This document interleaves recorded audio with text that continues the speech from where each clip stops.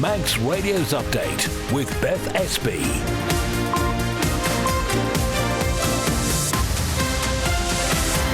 Well, first, good evening. Welcome to the programme on this fairly murky Wednesday. Coming up before 5:30, there could soon be work happening on two long-stored developments in the capital. We'll bring you the details on that.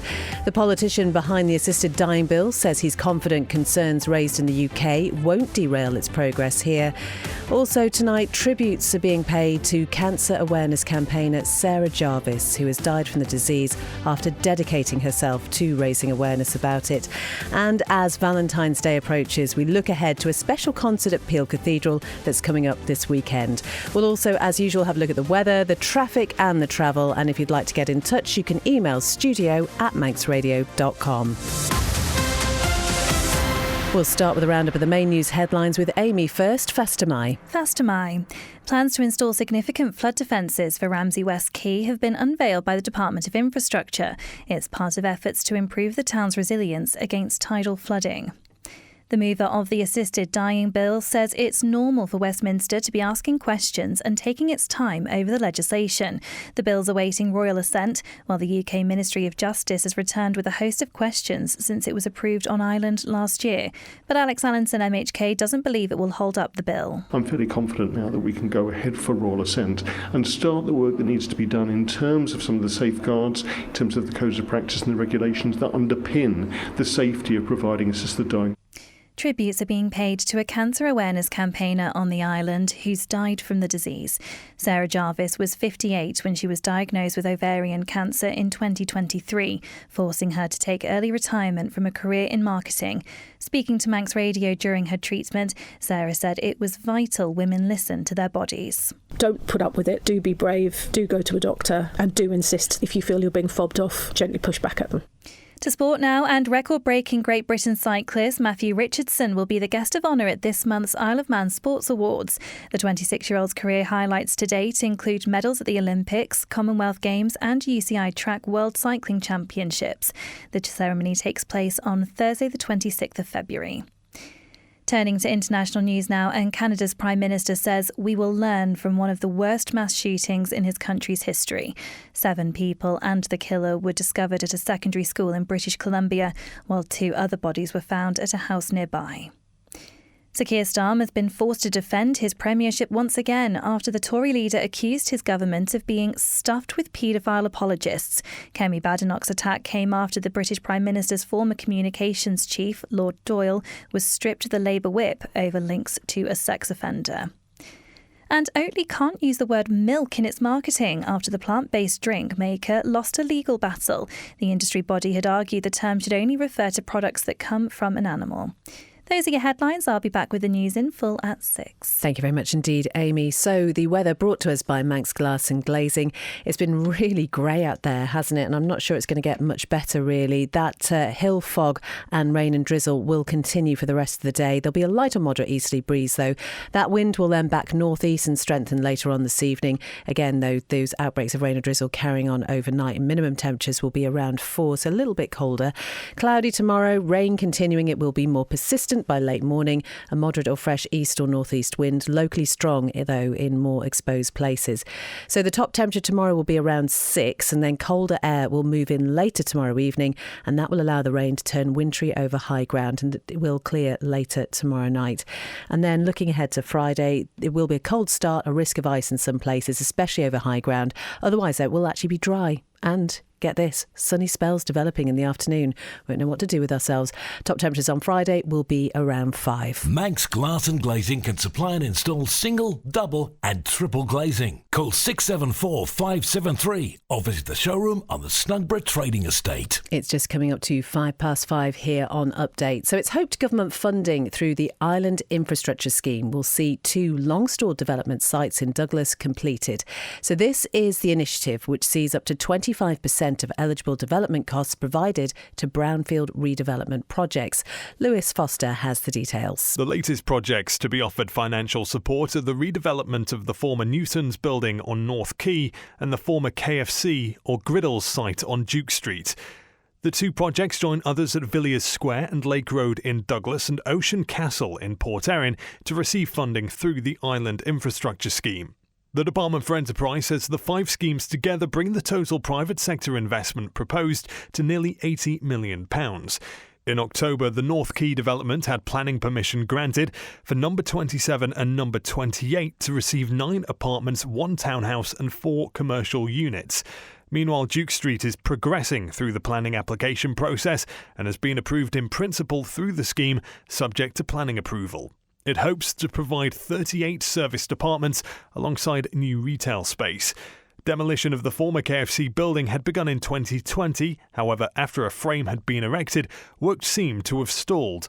It supposedly resumed in 2023, but there appears to have been minimal progress since. Enterprise Minister Tim Johnston, welcoming the news, says these sites have been unoccupied for a number of years and their redevelopment will deliver significant visual and amenity improvements to prominent locations within Douglas. By providing funding through the Economic Strategy Fund, we're supporting and incentivising private sector investment across our island, he says, aligning with the long-term ambition to secure £1 billion of investment and helping to create a vibrant, sustainable and attractive environment for both residents and visitors. Minister Johnston adds, since the initial launch in 2023, I'm pleased to see the continued progress of previously announced sites, with groundworks well underway for both Villiers Square and Lake Road, which are due to be completed late 2027, early 2028. Additionally, Ocean Castle in Port Erin has recently received full planning and is progressing to the delivery phase in the coming months. Lewis Foster reporting there. It is a long time since I heard the word griddles, I have to say. It is 7 minutes now past 5. So the MHK behind the assisted dying bill says he's confident that a series of questions from the UK's Ministry of Justice on the matter won't slow down its progress. So details of the questions have been passed to members of the House of Keys. They've been answered by the Department of Health and Social Care and included a request for details about post-death reviews.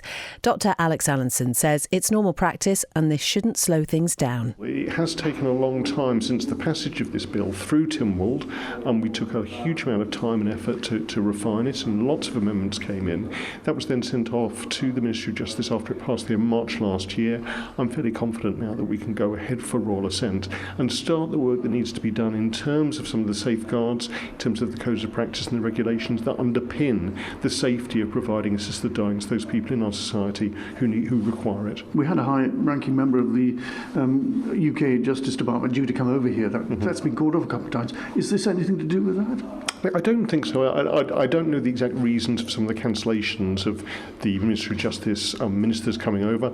I suspect that's more to do with the situation in Westminster at the moment than anything to do with our legislation. But I have written to David Lammy, the Lord Chancellor, and also Jake Richards, who was due to come over, to say that I'm more than happy to meet them in London if they can't make it to the Isle of Man. Wouldn't it be better if all this had been come out while the thing was in progress?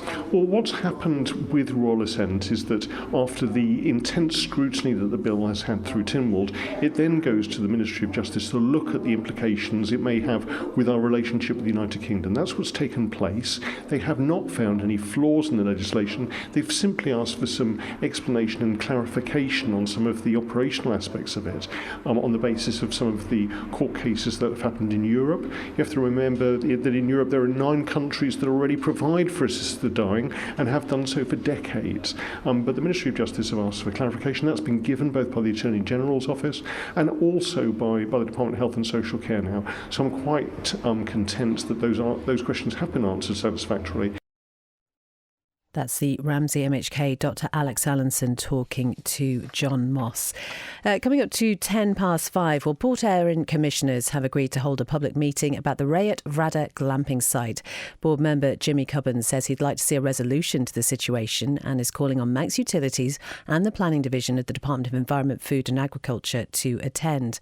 It was confirmed at the commissioners' meeting last night that an offer to take over the lease was received. However, due to local authority legislation, this couldn't be taken up until the site was returned in whole and must follow a tender process. Well, I wasn't on the board when all the decisions were made for it to become a campsite, and since I've been on the board, there's just huge frustrations about how drawn out the process has become. And I've seen a number of decisions or indecisions by government departments, which has made it very difficult for us. So My understanding is that there's people that are living there permanently, which is a breach of planning. Well, where's the planning enforcement department? Because if I put a log burner in my shed without planning, they're straight at me. Yet this is a matter which is seriously affecting the south and Port Erin, and it could have resulted in this campsite legal debacle being wound up a lot sooner. So somebody from that department or DEFRA should be accountable to the public. So it's fair to ask those questions, that why is that not happened? This could potentially bankrupt Port Erin with legal fees. Who are you hoping to have there? I know you mentioned DEFRA and planning. Are they some of the people that you're going to invite? Well, hopefully somebody from planning or planning enforcement, whether it's the chief exec of DEFRA that sits above it, but somebody could come down. And also the MUA, because I fully appreciate cost of living. I've actually got no problem with people living off-grid as such. I fully understand it, and I think a lot of people will go that way in the future. But for the MUA to, when we're trying to work to resolve getting the land back into Port Erin ownership, when essentially if people are living there because it's a breach of planning as determined by an FOI that I submitted to planning, where they wouldn't give out information because they stated that they couldn't because there was a potential criminal investigation, which suggests that they think that there's a breach of planning, then for the electricity to be cut off, for my view, to help people move on, then for the government to give individuals their own electricity supply to live illegally, well, if I suddenly wanted to move up onto the side of South Barrule tomorrow, which would be lovely, I couldn't write to the MUA and ask for my own electricity supply. You look at how your man was treated down the north when he wasn't allowed to live illegally, then there should be consistency, shouldn't there? That's Port Erin board member Jimmy Cubban talking to local democracy reporter Emma Draper. So we did contact Manx Utilities and the Department of Environment, Food and Agriculture for a response. First of all, the MUA says its role is to provide electricity supplies in line with their statutory obligations and their published terms and conditions. As outlined, they say, in our recent Freedom of Information response, the Rayatvrada Balafesson site has one electricity supply, which was transferred to a new customer on the 14th of November following a valid application that met all requirements. Our function, they say, is limited to the safe and compliant provision of electricity to customers who meet those requirements. They go on to say, we understand from media reporting that a public meeting is being arranged in relation to the site. Manx Utilities is happy to engage where appropriate and within the scope of our responsibilities once it is clear what information or support is being sought. Meanwhile, the Department of Environment has told us that a planning enforcement case relating to Rayatvrada remains ongoing. Officers have carried out a number of site visits in recent weeks and are progressing formal correspondence with relevant parties, including the landowners and liquidator. They conclude by saying, we are aware of calls for a public meeting and, subject to availability, are happy to attend to outline the planning position and enforcement process. You can find the full details on the Manx Radio website. It's coming up to 13 minutes past 5 and tributes are being paid to a dedicated cancer awareness campaigner who has died from the disease. Sarah Jarvis was 58 when she was diagnosed with ovarian cancer in 2023, a diagnosis that led her to take early retirement from her career in marketing. But even while undergoing treatment, Sarah made it her mission to raise awareness about the importance of recognising unusual symptoms. In this interview with us in 2024, Sarah spoke candidly about her own experience, urging others to seek medical advice as soon as possible if they had any concerns. My paternal grandmother had died of ovarian cancer, which of course is a trigger for a GP to listen to that. It just so happens that I have not inherited that from her, but that's a different story. So she listened, did some investigation, but basically wrote me up for some blood tests and for an ultrasound urgently, which is extremely helpful because I wasn't floundering in the bottom of a waiting list. And the principal blood test for that was cancer antigen 125. It's a tumour biomarker. It can be elevated for other reasons. Pregnancy, definitely not. Menstruation, definitely not. Endometriosis, possible. Or cancer. It's hard because I say, because the symptoms are so non-specific about bloating and about getting full very quickly and about maybe needing to pee more often. Apparently, as a result of some of the stuff I've put on social media, there are quite a few doctor surgeries who've had quite a few phone calls, and that is just fine, because say if 30 women made that phone call, 2 of them had some strange things and only 1 of them got found, well, that 1 of them will have been worth it. I'm not being rude about GPs because they're very busy, but I say do not let a GP fob you off, I think would be my advice as well. An awful lot of women get dismissed as having IBS, but IBS doesn't usually present, and it doesn't start in people over 50. So if you're over 50 safety, don't let them tell you it's that necessarily. It might be, but it might not be. Get the tests. Don't let them just tell you it's menopause. Don't let them tell you all of that stuff. Suggest, could you please test me? Could I please have the blood test? It's not 100% accurate, either whether it's low or high. It's not necessarily that accurate, but it is an indicator. That's all they can do. It's a rule of thumb. If that number is high, they will send you for more diagnostics. But don't put up with it. Do be brave. Do go to a doctor, and do insist if you feel you're being fobbed off, gently push back at them. That is Sarah Jarvis talking to us in 2024, an incredible woman who unfortunately has died at the age of 60. Manx Radio Travel, serviced by Quayside Tyres. So nothing specific on the roads. It is obviously a little bit wet out there, so do take care on your drive home. There are also those temporary lights on Cool Road in Braddon near the business park still. Also on the Braddon Road just up from Braddon Bridge, temporary lights there. Farm Hill, there are lights on Stevenson's Way. They are 24 hours a day. That's for gully work. And just a reminder, the Millennium Bridge closed again tonight from 8 until 6 a.m. All okay down at the airport. The Manxman will be in at around about 5:30, heading out again for Heysham at 7:15. Manx Radio Travel, serviced by Quayside Tyres. Call Quayside Tyres on 664417 to book your free vehicles winter check so your vehicle is safe for you and other road users. You're listening to Update here on Manx Radio. It's just gone 16 minutes past 5. We're talking about this wet weather, and it is a pain for most people. But while we can look out at the rain and complain, farmers on the island are really having to get on with things and get out there at a time of year when the calves and lambs are on their way. And this week marks the Farm Safety Foundation's annual Mind Your Head campaign. And it really has the aim of giving support to young farmers in particular. Here's John Moss. Yes, tell me about it. No, tell the Manx farmers about it, like Kiri Kermode of Manx Radio's farming programme, who farms at Maloo. Having this consistent rain day in, day out is getting quite monotonous. It's hard for livestock, it's hard for the farmers. Some farmers, I understand, are having trouble getting onto their fields because they're so waterlogged. Oh, absolutely. I think that sort of was stopped a couple of weeks, maybe 3-4 weeks ago. You can't just access the fields as you would regularly. Why would they want to access the field? It's important at this time of year that they get additional food, the cattle and sheep around the countryside. Those cattle that are left out, they get fed each end of the day with extra hay and silage to keep the warmth and the strength up in them. This time of year, feeding the sheep pre-lambing time, it's important to get the nutrients to get through into the young that they're carrying so that they have strong, healthy lambs in March, April time. What about the animals themselves, plodding around in wet and damp and mud? This must give them problems with their legs, doesn't it?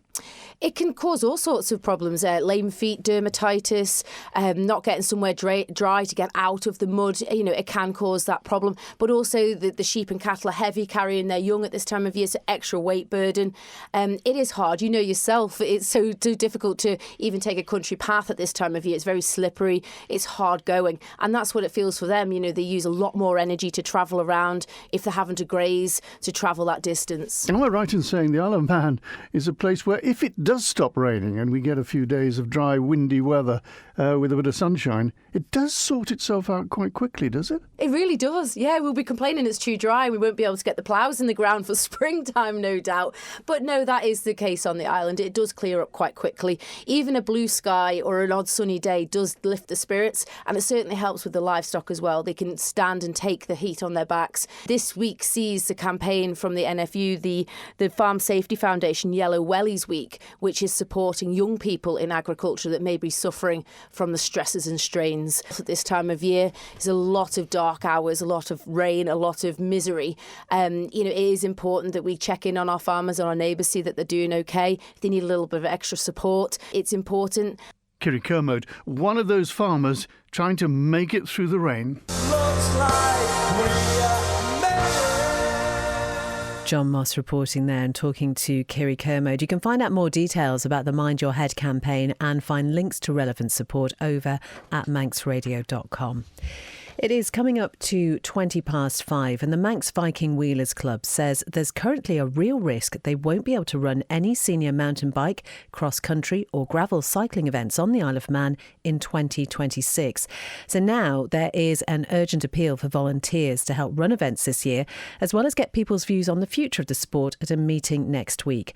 Niall Quiggin, the club's treasurer and one of its directors, explains the current situation. So in the past few years, cross-country, mountain bike and gravel events events have been administered by the Manx Mountain Bike and Gravel Association. Last year, they merged with Manx Viking Wheelers. The plan was that they would continue to run the events and Manx Viking Wheelers would do the admin in the background. Essentially, this year, those plans haven't really panned out as we foresaw. And yeah, it's looking like without further volunteer help, the cross-country events and gravel events won't be administered by the club this year as things stand. So yeah, we're just putting a shout out really for more volunteer help, and anyone really who has any skin in the game when it comes to cross-country or gravel, or even has a vague interest on how it's run, to come to our next committee meeting and offer their input. In a worst-case scenario, if indeed this risk becomes a reality that we don't have mountain bike, gravel, cross-country events in 2026, how damaging could that be for cycling on the island this year? Yeah, I mean, I can't remember the last time there wasn't a event of that nature on the Isle of Man, and it's important that we have a cross-country scene in particular, because, you know, every couple of years we expect to send athletes to the Island Games to win medals. So without that event being run on island, it becomes difficult to see how we can send those teams going forward. It's important still to stress that there's a good youth mountain bike scene, and then there's downhill, and then there's also the Manx Grand Fondo this year. But the competitive element in the sport for senior athletes is seriously at risk. What options are there now to try and turn this all around? So the hope is that people see our message and they come to our next meeting, and, you know, perhaps they don't volunteer or actually take one of the roles we're talking about, but they maybe have ideas on how, you know, we can restructure some of our other events so that more availability within our current committee can be freed up. As with anything in cycling, it's all volunteer based. No one's doing this for money. It's for love of the sport. I think the key message is that at this moment we wouldn't be putting this shout out for more help if it wasn't absolutely needed.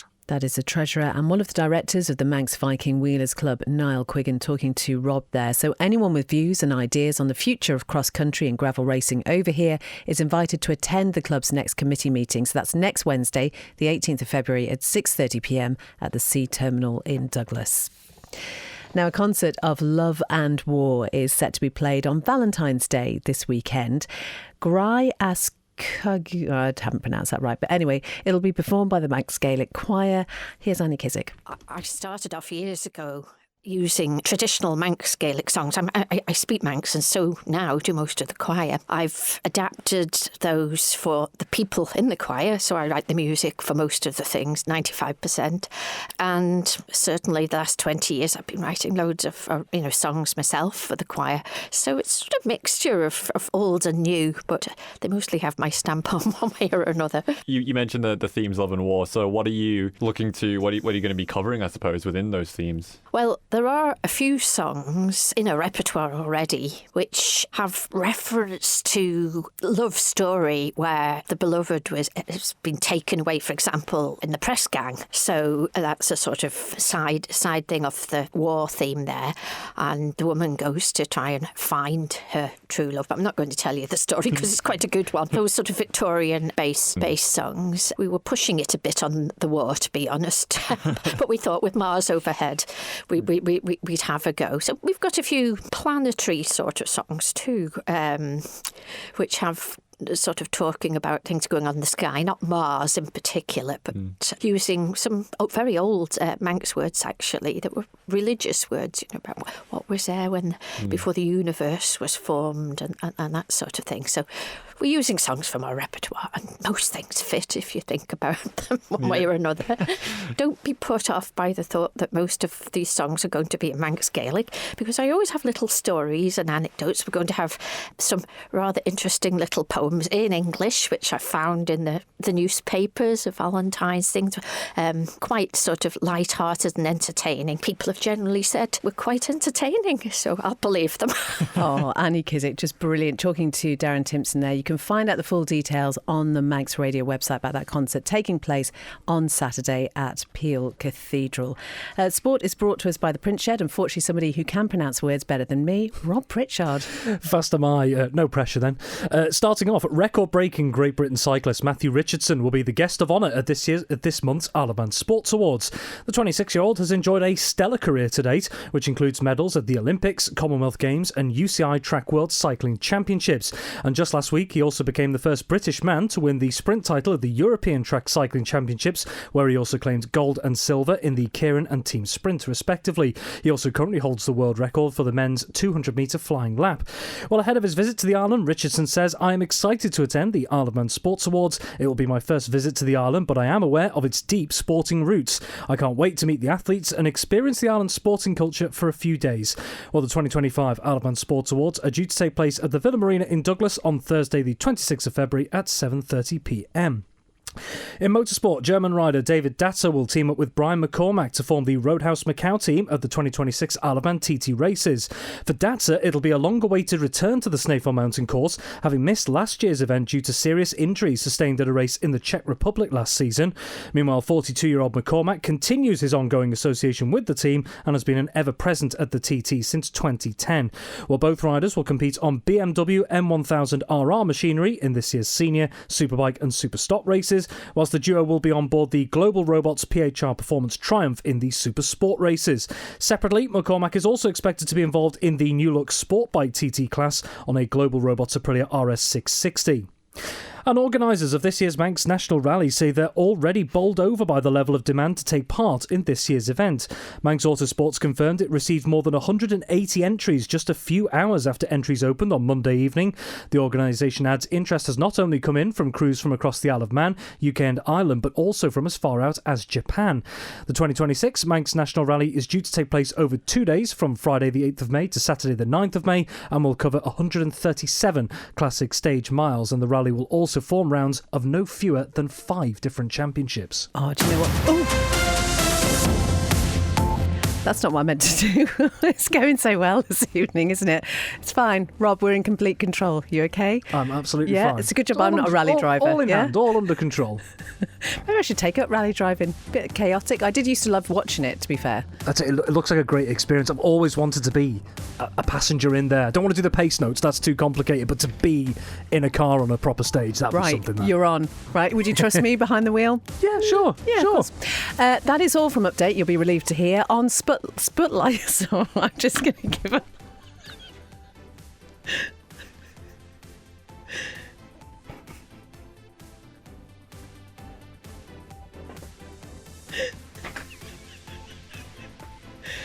I'm going to give in.